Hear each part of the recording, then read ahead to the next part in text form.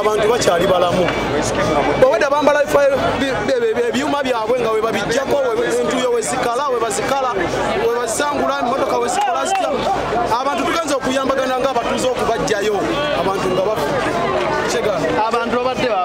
abantu babadde bakirira kutereza kinnya kya suwegi bakebera kinnya kya suwegi nga ennaku zino abadde azibukuka nga tazibukuka bulungi nenzija naye wenzigidde omuntu omu abadde akyalinamu amaanyi agakola ki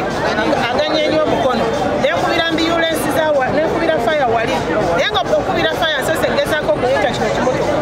kimotoka kizze naye netulowooza nti bwe tusimamu bwe tuti ate tuyinza okukola ki okubabikirayo faya yezze ngudde otubale tugisuubiramu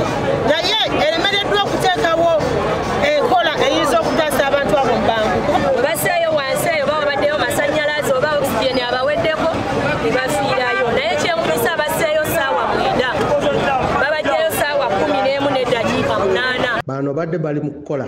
sewage line oba omudumu gwa Kazambi mu bitundu ebyo. Omugenzi ye tulina Omugisha Meridad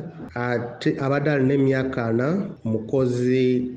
wa National Water ate alumiziddwa yagenze n'ebisago ye Baguma Victor oyo bamututte mu ddwaliro abadde akyasa naye katumusabire. Tutandise omulimu gwaffe ogw'okukola okunoonyereza twagala kukola okunoonyereza tukakase kiki ekyasse omugenzi.